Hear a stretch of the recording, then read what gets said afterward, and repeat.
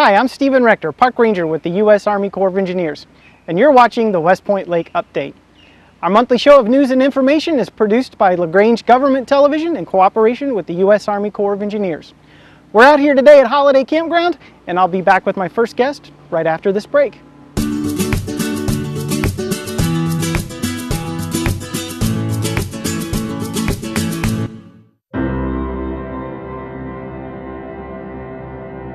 Look ahead, don't look back. Hold on to hope that leads you through the night.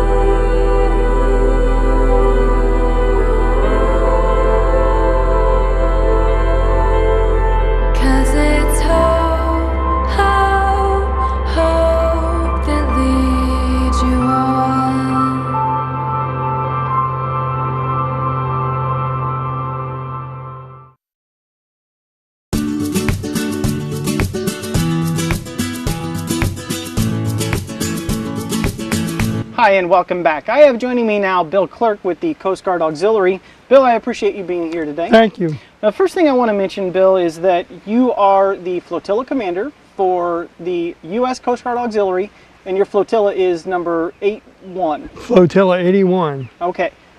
First off, can you just tell us a little bit about the Coast Guard Auxiliary, what they do here at West Point Lake? Well, the Coast Guard Auxiliary is a support organization for the United States Coast Guard, which is a federal law enforcement agency that deals with coastal issues as well as inland waters and navigation. And we support that Coast Guard by both boating safety classes, on the water safety patrols, and also vessel inspections to ensure that they meet all the requirements for state and federal boat laws. And I understand, the Coast Guard Auxiliary has been a long-term partner here at West Point Lake with the Army Corps of Engineers, and I think the Auxiliary in general as a partner with the Corps of Engineers nationwide. Right, the flotilla here has been here since 1959. We're really the oldest flotilla here in this division of the Coast Guard Auxiliary. And I know that you guys have a lot of members, that you're very active here locally. I had been at the last meeting that you had here at West Point Lake, and you talked about doing a lot of service projects out in the community. Can you tell us about a few of those service projects that you're involved in? Well, we have service projects where we support various organizations that have shows. There's a show coming up with one of the boating suppliers, and we provide a booth there with informational materials on boating safety. That's one of them. And we also work with Wounded Warrior. We're a supporter of the Wounded Warrior project that does a Wounded Warrior fishing that's here on the lake later this year. And you guys also set up a few of the large fishing tournaments that are held here at West Point Lake to hand out literature as well. That's right, because what we're trying to do is make people aware of the safety requirements and ensure that people have a safe boating activity. Now, you're also very heavily involved in boating education courses that are taught down at our project office. Can you tell us about the boating safety courses, how people can get involved with those, and just maybe give me a few of the next upcoming dates on the boating safety courses? The boating safety courses are held, as you said, in conjunction with the Corps at the Visitor Center. We have courses in May and June, a full day 8-hour course that's primarily for young people, but anybody can join. They're the second Saturday in May and the second Saturday in June. We also, in May through August, have the opportunity to have an evening course that teaches 4 hours on each of the third Tuesday and the third Thursday of the month in those months. So those are the primary courses that we have. Yeah, we have taught those for several years.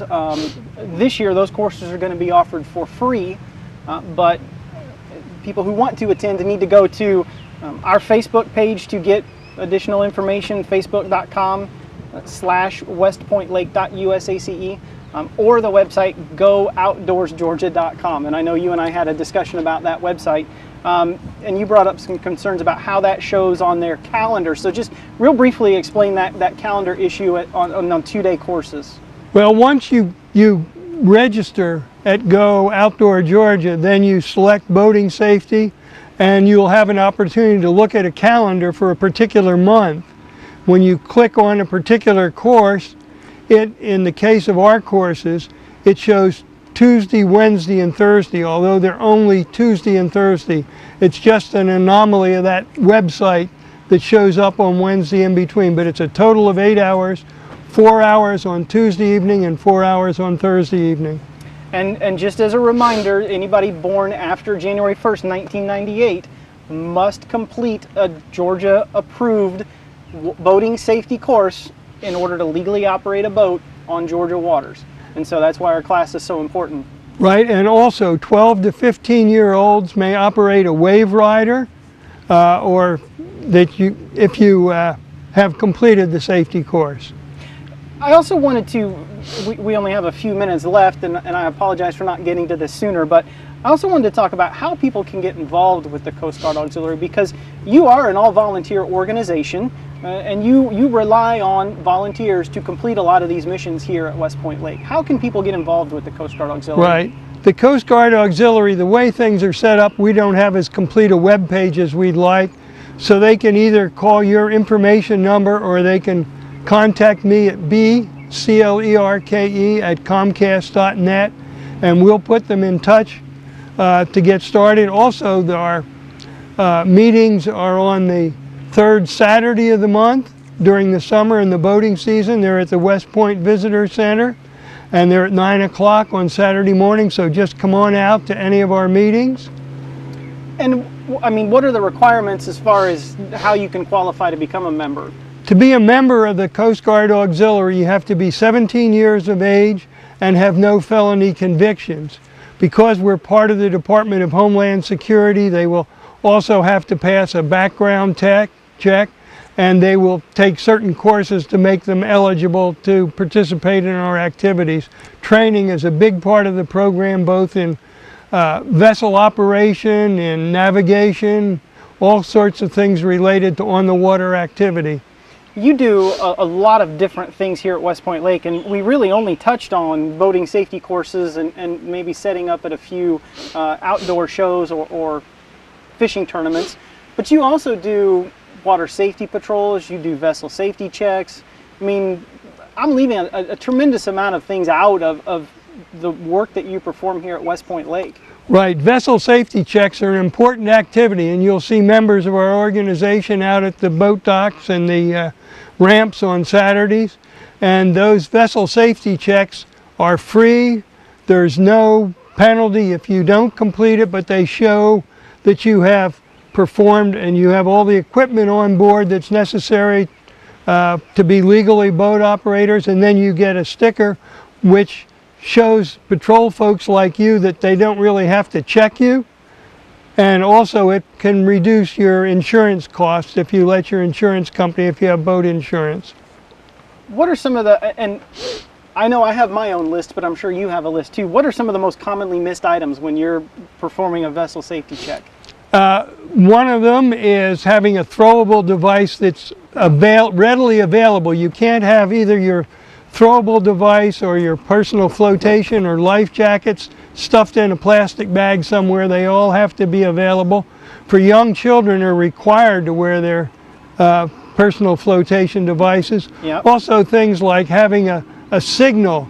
If you break down, you can't be yelling. You need to have a whistle or a horn or something that will attract attention, because we don't want you out on the lake stranded after dark.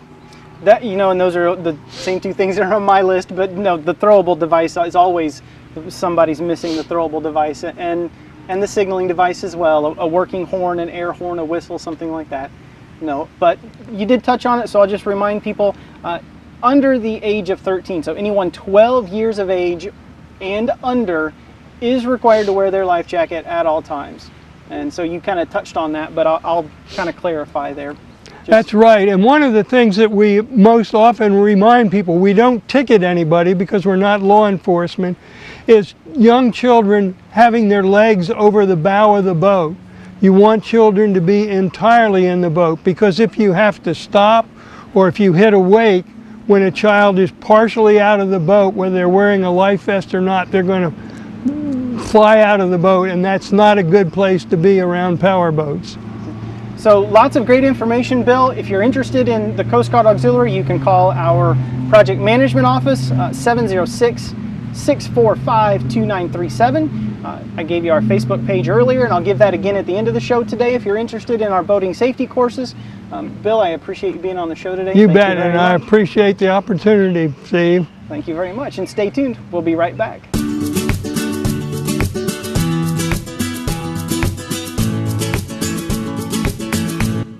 Welcome to West Point Lake. My name is Rebecca Fink, Park Ranger at the U.S. Army Corps of Engineers. I love the wildlife here at West Point Lake as much as the next person does. And when you're out here at the parks or the beaches with your family and you've brought food with you, that food belongs to you. Please do not be tempted to feed the wildlife here. When you feed ducks and the Canadian geese that we have here, they can become very aggressive. They associate people with food, and they no longer become afraid of people. They will mob you, approach you in very large numbers, and sometimes be very aggressive towards adults and children.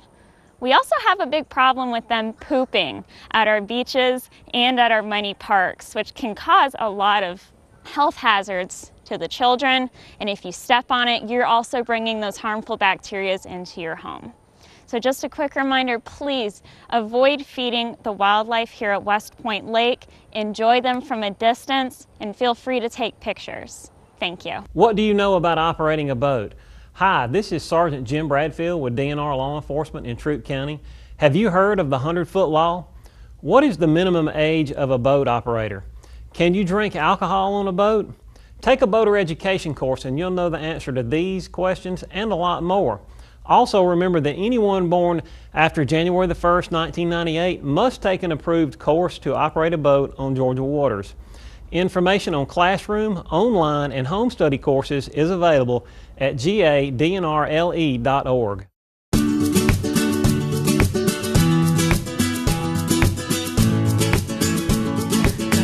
Hi, and welcome back. I have with me now Angie Lowry. Angie is one of our park attendants here at Holiday Campground. Angie, thanks for being here today. Thanks for having me. So I was talking to you, I don't know, a few weeks ago and talking to you about, hey, we've got this great TV show. I'd really like to have you on here talking about being a park attendant. And your husband in the background says, you know, Angie used to camp here all the time as a kid. And I said, wait, what? No, I didn't know that. I did. I camped at Kiki, which used to be called H5. We started camping back there in 1978. I was just a little kid then, so but that's been a long time. When you had said it was called H5, I said, I've been here since probably 2009, you know, and I didn't know of any other names for these areas. It's always been Kiki and Running Deer to me. I mean, we're at Running Deer now, but Kiki's the other group area. Right. It'll always be H5 to me. And you had a reunion shirt that said something to the effect of, hey, it's now Kiki, but when we came here, it was H5. That's right. Well, they actually still come here. As a matter of fact, I've got a couple of the gang members here now. So you were saying, and you showed me some pictures from a scrapbook, and some of the earliest pictures that you had were around 1978. So you guys came down here, camped, like, just tell us about your experiences and what you remember from kind of being a child and camping here at West Point Lake. Okay. The first thing I remember as a kid is it took forever to get here. You'd get off the interstate and think, we're getting close. Nope, you have to go through LaGrange. You'd get through LaGrange. We're getting close. No, you'd get on the long road. Then you'd turn at the little bar up there. Oh, we're almost there, we're almost there. Back then it was a store. But no, you'd still be going forever. And then you'd get here and it was like, yay. Seemed like you got here and it was time to leave.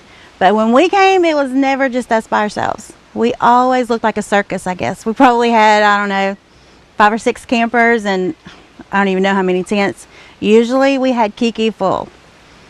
Well, I don't know what we had at that time, but now we have 5 water and electric RV sites and 5 tent pads, kind of impact areas for you to put your tents on. So there's 10 individual sites out there. Oh yeah, and we had them full I all the time. guess you spent most of your time while you were here in and on the water. Well, yeah, of course, as a kid, we were always on the water. We always had a boat. We had to wear life jackets forever. My grandparents couldn't swim, and they would not let us go near the water without a life jacket on. But I'll just say, I'll stop you there. That's a great thing to say, and we should still be doing that today, shouldn't we? We do, and as a matter of fact, when I see kids coming in, I offer them the loaner life jackets that we have and make sure that they know that they're available to them at no charge. I'm going to come back to that. I didn't mean to interrupt you, but you guys were all out on the water on your boats, playing around, having a good time. Yeah, we had tubes that we rode behind. We had skis that we would ski on. We always had those islands too when they came out that we would anchor down and everybody play on those. Yeah, those are great. We loved those. But yeah, we always came with church people and family, and we even had church services around the group campfire on Wednesday nights. Our song leader was my uncle or my grandpa. We had guitar players like crazy. So we just had regular church service. Was this, you talk about Wednesday nights and coming, I mean, was this a group vacation destination? It was a group vacation. A week or two here? We came for a week. A week at a time? We would come for a week at a time. We would usually get here on a Monday, and then we would stay till probably the next Saturday. So we didn't miss church except Wednesday night, which we had here. So what are some of your, fondest memories of kind of being here as a kid, and you look back and think, man, do you have anything like that here that you specifically relate to holiday campground? Just family being together, Yeah. just all of us being here, sitting around the campfire singing and telling stories. And my grandpa was a character. He had, a dozen hats. He would walk into his camper in one hat. The next time he came out, he'd be wearing another one, just to see if anyone would notice.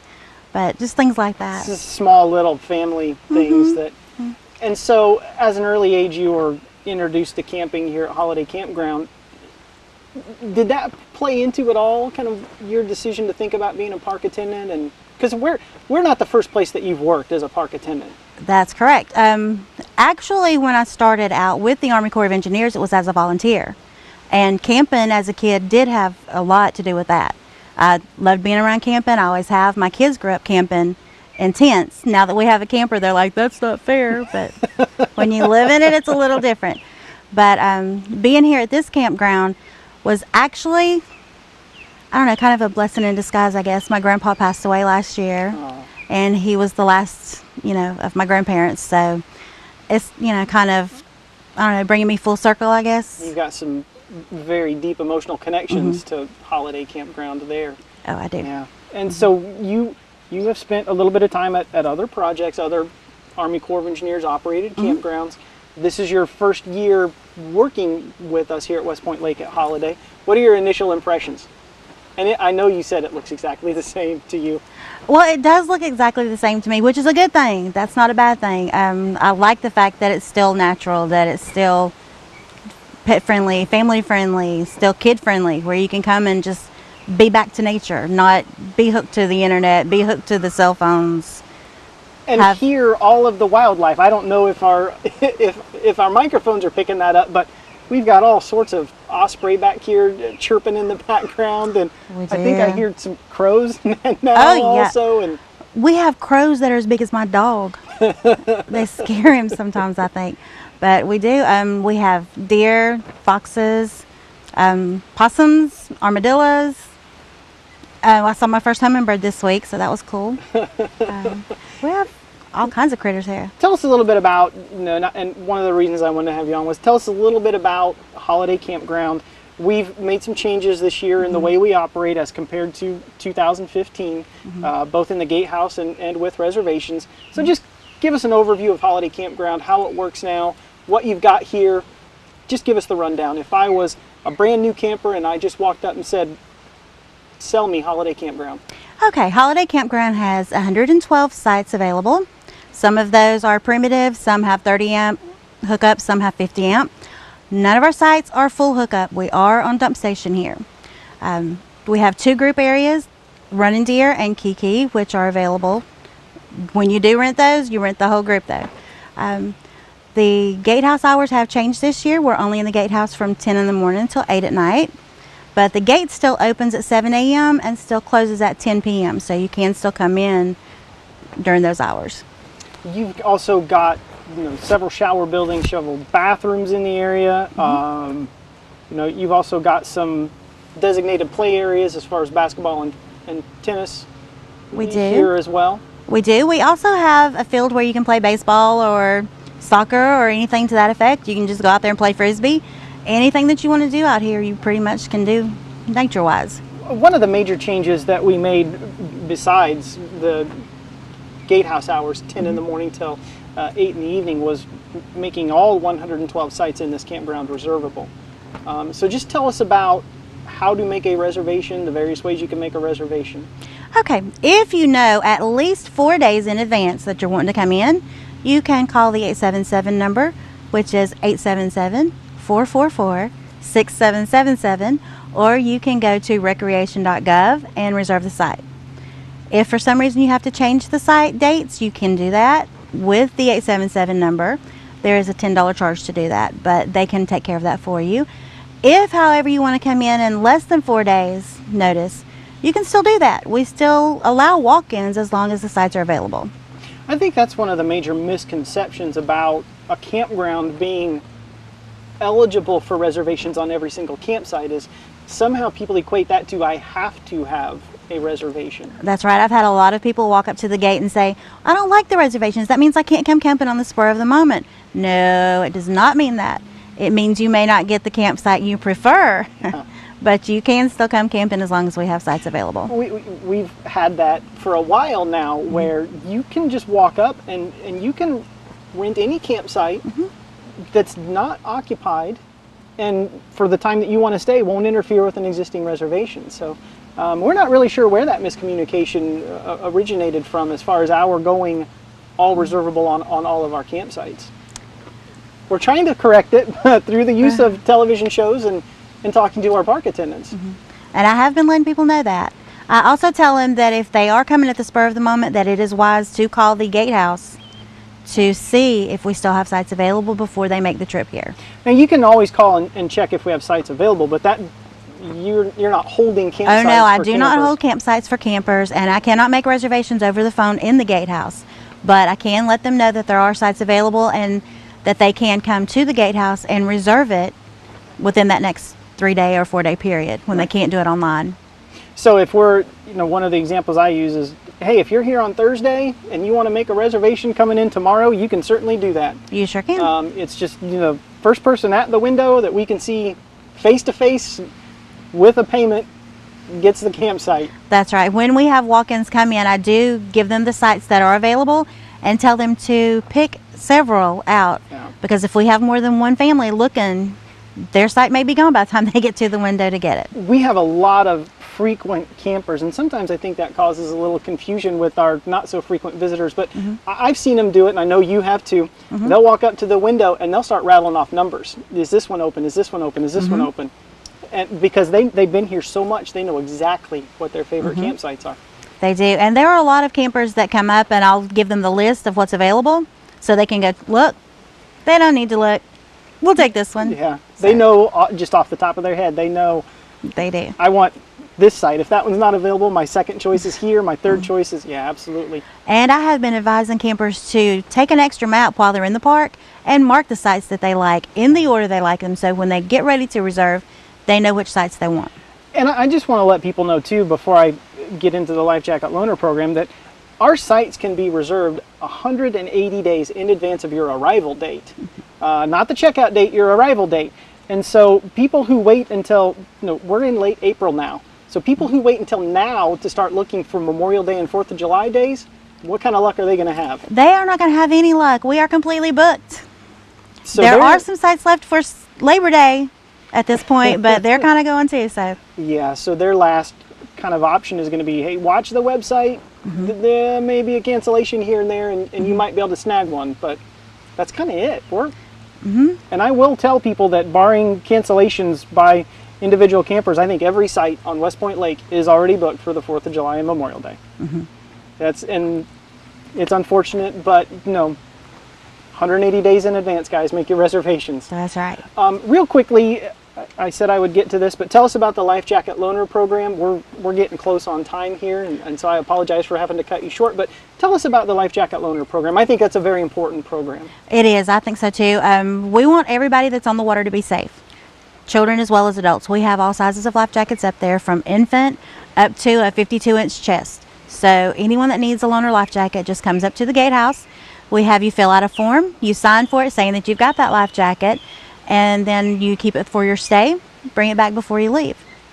And all of our campgrounds have Life Jacket Loaner stations. So Schaefer, Herd Campground, Whitetail Ridge, Amity Campground, and Holiday Campground all have free Life Jacket Loaner programs. That's so correct. We encourage everyone who needs a life jacket here in our campgrounds to utilize those services. So Angie, we are out of time. I appreciate you being here today. I want to take a moment just to remind our viewers, 877-444-6777 for reservations. I got that number right, didn't I? You did. Or www.recreation.gov for online reservations. Stay tuned. We'll be right back after a short break.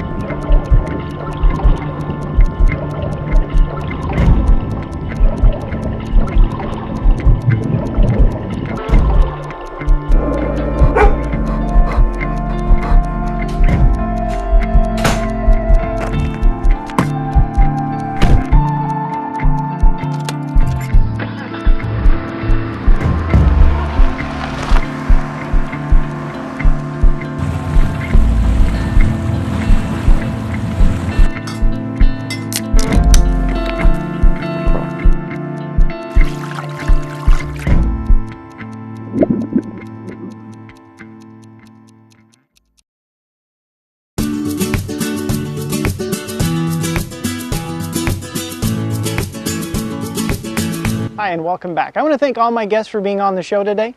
As a reminder, you can make reservations for our campsites 180 days in advance.